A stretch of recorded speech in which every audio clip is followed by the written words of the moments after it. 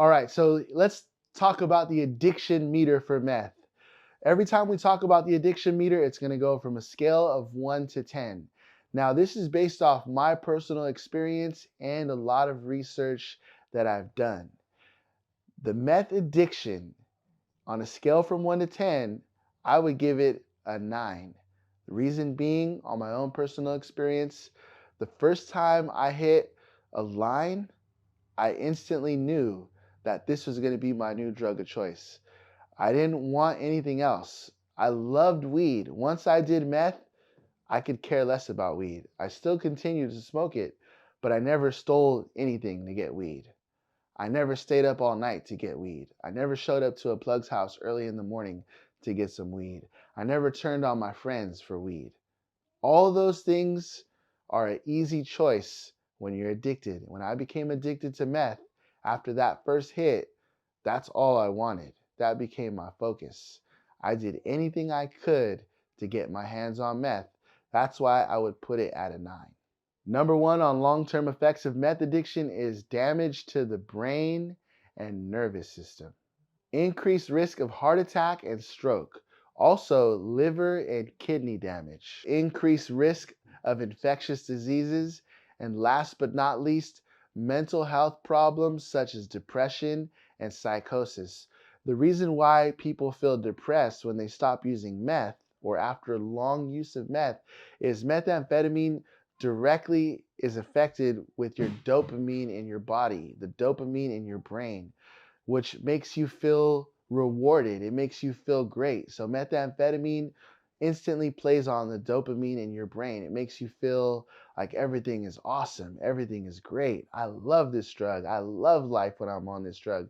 And whenever you stop using it, or whenever that dose isn't enough, you start feeling sad. You start feeling depressed. Your mind starts playing tricks on you. Even people slip into psychosis.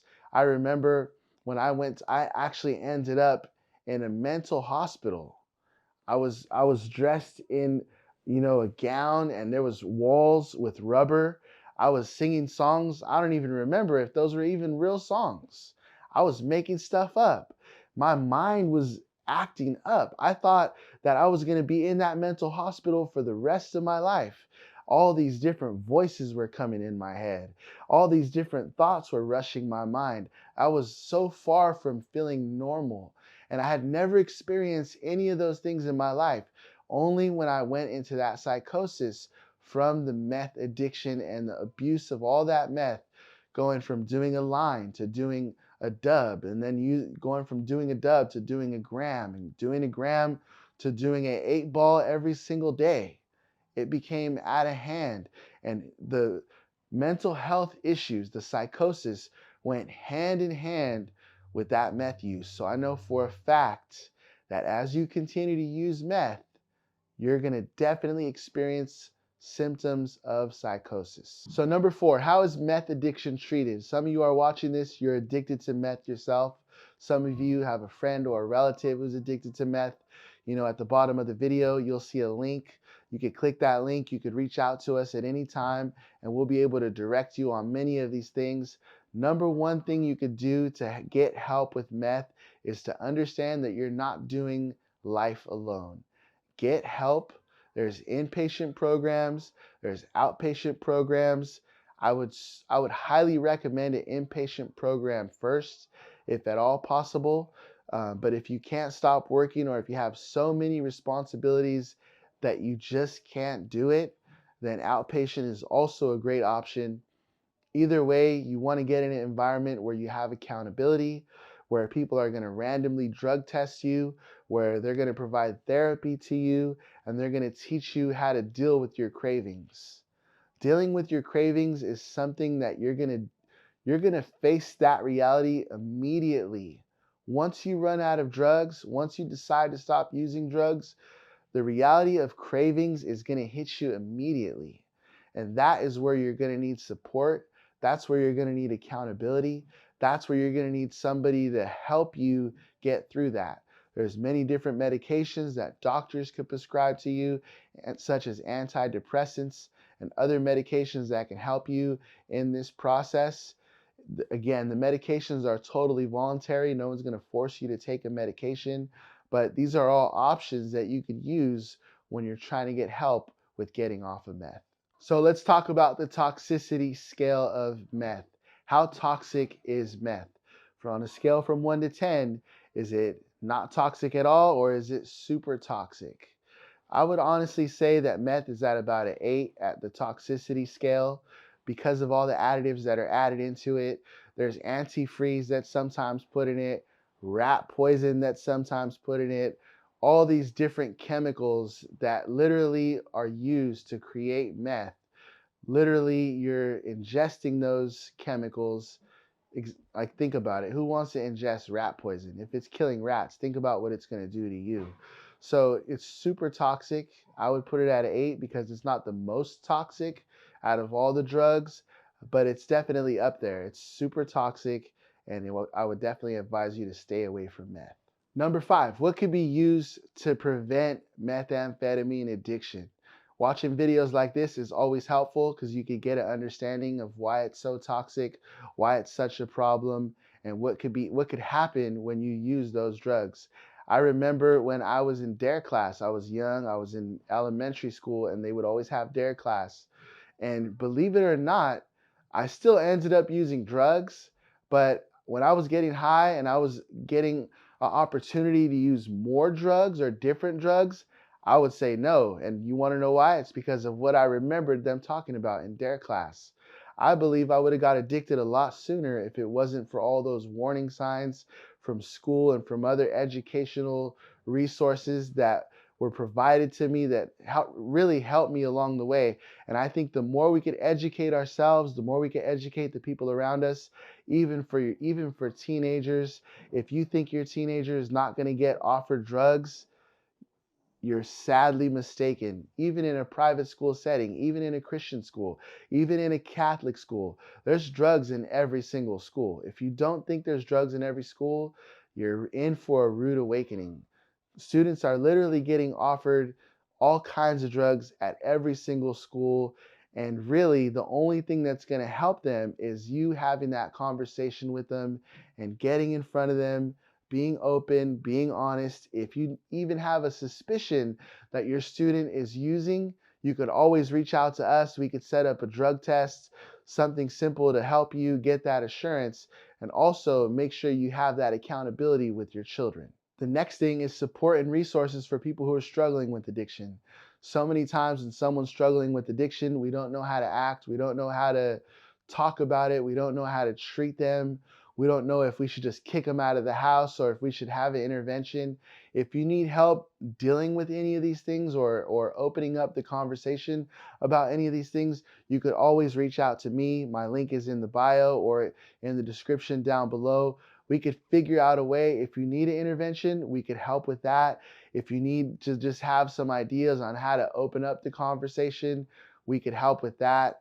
Whatever you do, just make sure that you do your research and stay educated. Sometimes it could be that person's last hope. You could be that person's last hope. And if you close your door on them, then they're going to be out of luck. Sometimes people need the door closed on them after all kinds of tries and all kinds of broken relationships and burnt bridges. If you continue to work with them and continue to open your door, then that could be you enabling that person. So it really all depends on where you're at in that process. But if you need help, feel free to reach out. All right, let's talk about meth withdrawals. On the withdrawal scale for meth, I would say it's pretty bad. It's pretty bad. But it's not as hard as alcohol. It's not as bad as Xanax. It's not even as bad as heroin. I would give it about a 6 for meth withdrawals. Honestly, when you're in the middle of it, it's horrible. It's not fun at all, but you don't need medical attention for meth withdrawals. You don't you don't need a nurse there by your side for meth withdrawals. People don't die from meth withdrawals. So that's why I would honestly put it at a 6. You're going to experience basically what you're going to do when you're withdrawing from meth is you're going to sleep the whole time. It's important for you to stay hydrated. It's important if you're just coming off of meth and you want to stop using it, you don't want to get high no more. I recommend take a nice hot shower, do your best to eat a good meal, and go to sleep. Stay hydrated as much as possible, get as much rest as possible. I would definitely recommend going into inpatient or outpatient treatment and just getting as much rest as possible. Other methamphetamine withdrawal symptoms include anxiety, hallucinations, paranoia, even some psychosis. So that's why I recommend that you would go to an inpatient treatment facility or an outpatient treatment facility, because even at that point, you could at least be educated that this is a normal thing to go through. It's a normal thing to deal with. You can have accountability. The biggest reason why it's important to have support during this process is because this is when people want to go back and use the most. This is when your cravings are going to be at a 10. You want to go and get high. Why? Because you don't want to experience that uncomfortability of those withdrawals. That's honestly the number one reason why people give in to the cravings and go and relapse. They don't want to go through the withdrawals, and it's understandable.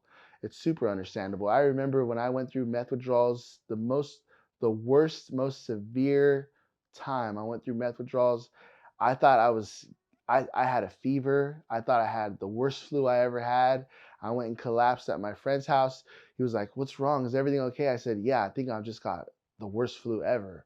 So I went laid on his sofa, and then someone came and offered me a line. I did the line and I instantly felt better.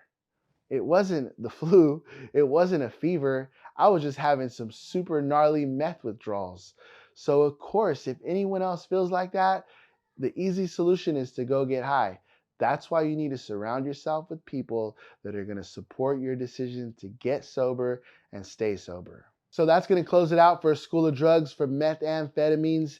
If you have any drugs that you want me to do educational video about, comment below. Share this with anybody who's struggling. If you know anybody who's dealing with meth addiction or any other type of addiction, make sure you subscribe, share the channel with people that you know. And we want to get as many people educated as possible so that way we can be healthy, we can live long and strong, and we can help our friends and our loved ones. We'll see you next time. Thanks for joining.